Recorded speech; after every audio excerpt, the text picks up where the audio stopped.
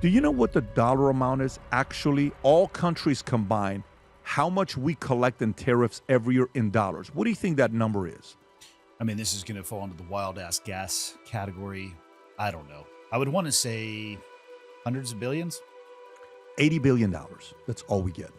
Wow. By the way, I thought it was half a trillion to $1 trillion. I wanted in my head, I wanted to say $1 trillion, but I just Me assumed too. it was too high. No, when I'm looking at, I said, there's no, we get at least $1 trillion of tariffs revenue. It's $80 billion. You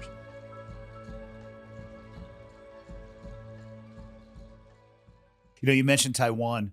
How do you think the next 4 years the relationship with China is going to be? What do you think about the potential threat that people think it poses to the United States?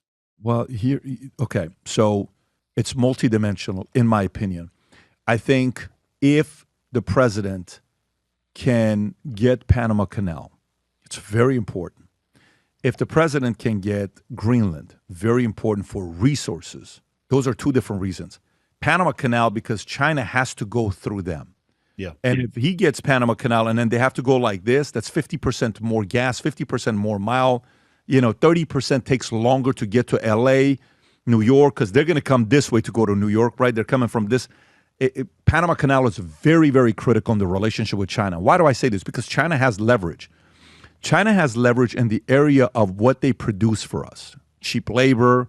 We still have that element. And India, when Apple tried to go to India and try to make their phones in India, it wasn't as predictive because China had figured out the science of producing iPhones for Apple. And when he moved 25% of it to India, wasn't a successful case study, in other words. So now, if you look at the amount of money that we get from tariffs every year, tax revenue that we get from tariffs, do you know what the dollar amount is? Actually, all countries combined, how much we collect in tariffs every year in dollars. What do you think that number is?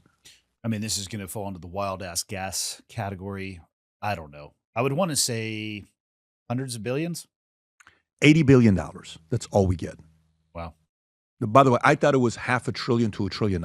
It's only in my head, I wanted to say $1 trillion, but I just Me assumed too. it was too high. No, when I'm looking at, I said, there's no, we get at least $1 trillion of tariffs revenue. It's $80 billion. And somebody should, fact check me on this. $80 billion. Do you know what is the average percentage of tariffs we charge countries? 2%. 2%.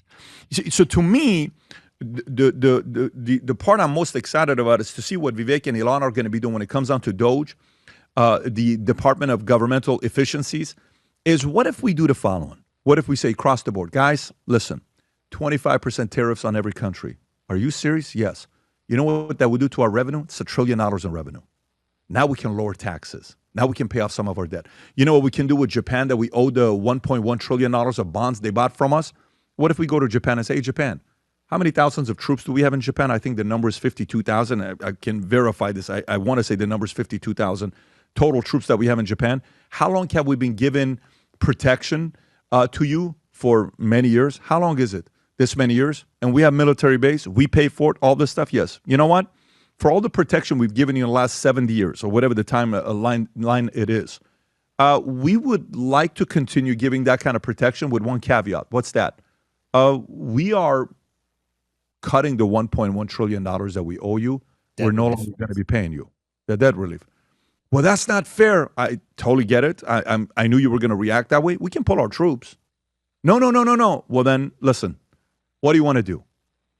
Okay, let's write a 10-year agreement that will stay, 20-year agreement that will stay. We'll take the cost. But for now, this agreement, you're wiping $1.1 trillion of debt. You have the leverage to negotiate it. To me, there's ideas on what to do with this, right? But I want to increase our revenue from others coming in, not from just us internally. I love the fact that President Trump said we're going to have an external revenue service, not just internal revenue service. Why are we so worried about collecting money from Americans? Why don't we go collect money from other countries that are not paying us promptly? Let's go get that money. He's right. So these are things that I'm excited about. Your first question about how I feel about the future of America. If we change some of our views on this and we actually execute on these ideas, future looks really, really bright for America. Do you think Trump is serious about Greenland? Because half the time I can't tell if he's fucking around. He could be the God-level troll of just saying things and letting people's brains explode with the reactions. Well, I mean, if you look at his track record, I would put 30% troll, 70% serious. When he first came out and he ran in 2015, my initial reaction was this is a marketing stunt. A lot of people thought it was a marketing stunt until he won, and you're like, oh, shit. He's the president of the United States, and Hillary Clinton's in tears making a phone call, and all the people that were crying, that clip that we've all seen before. I don't know. It's not like this the first time he said it. I think the first time he said it was 2019, if I'm not mistaken. Somebody can look this up.